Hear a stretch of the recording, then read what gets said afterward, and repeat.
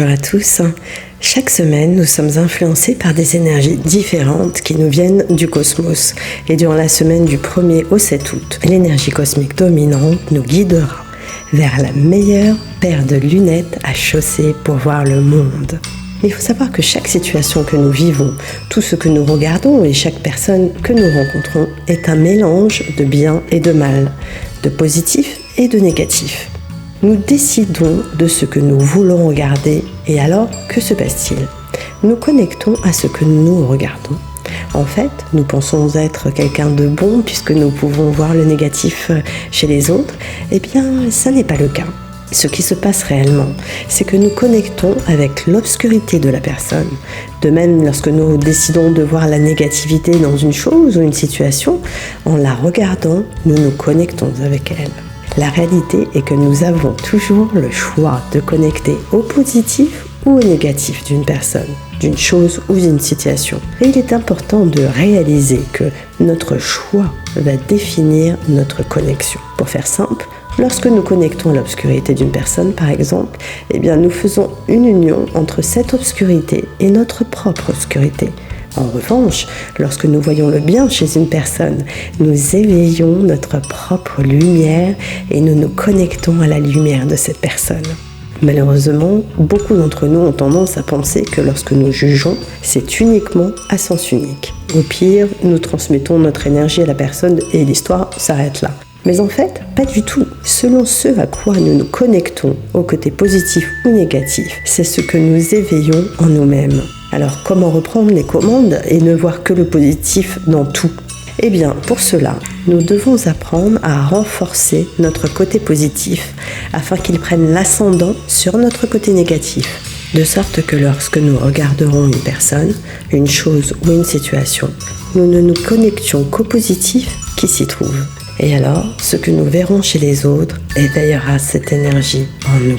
D'ailleurs, ne vous est-il jamais arrivé de ressentir cette sensation douce et agréable lorsque vous regardez le côté positif d'une personne ? N'êtes-vous pas un petit peu attendri ? Attention, ce positivisme aura tendance à vous afficher un sourire automatique sur votre visage. En réalité, ce que nous voyons reflète notre niveau de conscience à l'instant T. Car en nous connectant à notre propre positivité, nous ne pouvons pas voir le côté obscur chez une personne. Non pas parce que ce côté aurait disparu, non, parce que ce n'est pas ce à quoi nous nous connectons. Ne vous est-il jamais arrivé d'être le témoin d'un événement et que la personne près de vous ait vu ce même événement d'une façon complètement différente ? Ou bien, peut-être avez-vous vu deux personnes interagir dans une langue étrangère et vous avez pensé tout de suite qu'elles avaient l'air contrariées, mais en fait, elles étaient tout simplement très excitées par quelque chose. Chaque être humain, de par son passif, de par ses idées préconçues, logées dans son esprit conscient ou subconscient, formate en quelque sorte le prisme à travers lequel il va voir ce monde. Et comme le dit cet ancien proverbe, nous ne voyons pas les choses telles qu'elles sont, nous voyons les choses telles que nous sommes. Ce dont il faut également prendre conscience, c'est que si nous faisons le choix de nous connecter sur le positif d'une personne, nous enclenchons deux réactions. La première est que nous submergeons notre côté négatif par la connexion que nous faisons. Et la seconde est que nous nous connectons, de même que la personne, à la lumière du Créateur. Et par conséquent, nous éveillons également la positivité de l'autre personne. C'est le jackpot, mes amis. Regardez la beauté de la chose. Par une simple discipline personnelle, c'est-à-dire en nous autorisant à ne voir que le positif de chaque personne, quoi qu'elle puisse faire ou dire, ou ne voir que le positif de chaque chose ou situation, peu importe ce qu'il puisse se passer, nous serons alors en mesure de nous éveiller davantage et donc de ressentir cette sérénité que nous recherchons tous. Peut-être que ce concept peut vous paraître un peu déconcertant, mais pour autant, il fonctionne et je vous encourage à l'expérimenter dans votre quotidien et ensuite d'observer comment vous vous sentez.